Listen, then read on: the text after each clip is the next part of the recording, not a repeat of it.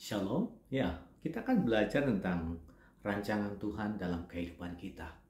Betapa banyak kita berpikir bahwa rancangan Tuhan itu berarti seperti rancangan kita, atau rancangan kita harusnya digenapi oleh Tuhan dalam kehidupan kita. Jadi kita memaksa kita punya rencana itu juga menjadi rancangan Tuhan. Atau kita berpikir bahwa rancangan Tuhan itu pasti bisa aku tebak dan mirip-mirip dengan rancanganku. Tapi kalau saudara melihat di dalam kitab Yesaya pasal 55 ayat 9, di sana dikatakan bahwa seperti tingginya langit dari bumi, demikianlah tingginya jalanku dan jalanmu, dan rancanganku dari rancanganmu. Ayat 8, sebab rancanganku bukanlah rancanganmu, dan jalanmu bukanlah jalanku, demikianlah firman Tuhan. Nah, kita memang berusaha untuk mengerti pikiran dan rencana Tuhan. Karena itu kita bergaul dengan roh Tuhan, supaya apa yang menjadi pemikiran kita dan rancangan kita setidaknya mirip dengan apa yang dikehendaki oleh Tuhan dalam kehidupan kita. Tapi tetap saja seringkali bahwa dalam rancangan kita berbeda dari rancangan Tuhan. Karena itulah ketika melihat bahwa ada sebuah perbedaan yang terjadi dalam kehidupan kita, kita gelisah, atau kita bahkan marah, kita berpikir bahwa kita bukan orang yang mengenal Tuhan, atau berpikir bahwa kita tidak berkenan kepada Tuhan, atau kita sepertinya di luar daripada apa yang Tuhan rencanakan. Pada kita sudah berusaha sedemikian rupa untuk mengerti pikirannya. Nah, itu membuat orang jadi gelisah, orang jadi marah.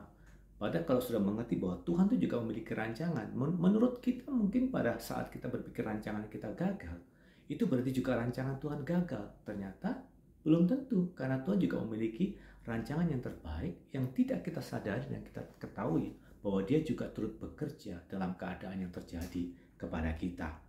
Ketika Yusuf dibuang, dijual, diperbudak, dihukum, bagi beberapa orang mungkin melihat bahwa rancangan Tuhan dalam kehidupannya kok berbeda sekali dengan mimpinya. Tapi ketika dia dalam proses-proses dia pemulihan dalam kehidupannya sampai diangkat dalam posisi yang tinggi, Yusuf berani berkata bahwa segala sesuatu yang terjadi dalam hidupnya itu ternyata adalah merupakan rancangan Allah yang terbaik dalam dirinya. Karena itu Yusuf tidak marah, tapi dia mengucap syukur bahwa ternyata rancangan Tuhan itu jauh melampaui apa yang dipikirkan bagi hidupnya. Nah, bagaimana dengan saudara?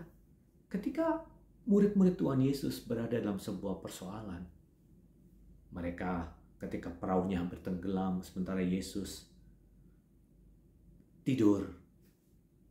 Lalu dalam Matius pasal 8 itu ayat 25 dan 26 dikatakan bahwa maka datanglah murid-muridnya membangunkan dia, katanya, "Tuhan, tolonglah, kita binasa." Ia berkata kepada mereka, "Mengapa kamu takut, kamu yang kurang percaya?" Lalu bangunlah Yesus menghati angin dan danau itu, maka danau itu menjadi teduh sekali. Kita berpikir bahwa rancangan Tuhan kok sepertinya membiarkan kita binasa. Tetapi Tuhan berkata, kamu yang kurang percaya.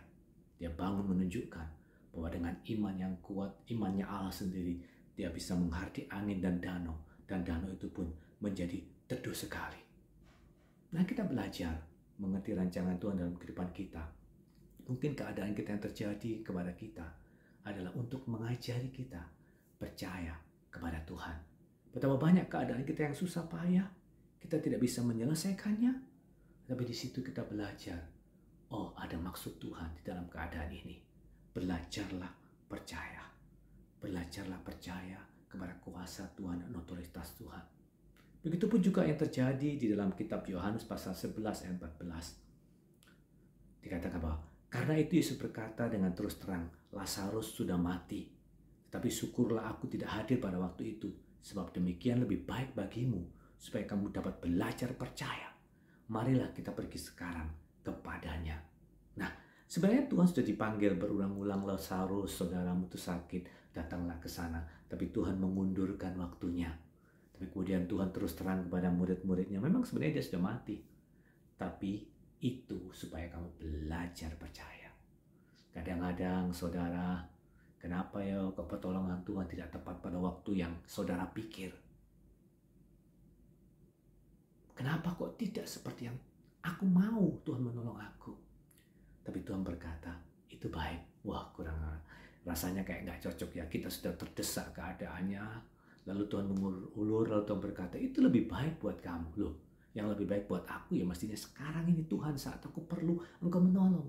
Tapi Tuhan tidak.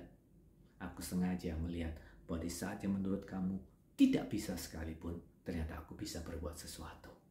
Ketika Tuhan bertemu dengan Marta, maka kata Marta kepada Yesus, Tuhan, sekiranya Engkau ada di sini, saudaraku pasti tidak mati. Kata Yesus kepada Marta, saudaramu akan bangkit. Waduh, saudara butuh pertolongan. Hari ini Tuhan tolong saya, keadaan saya sudah terjepit. Tolonglah saya. Tapi mungkin Tuhan tidak menjawab dan tidak berkata apa-apa. Lalu seperti keadaan itu sudah mati.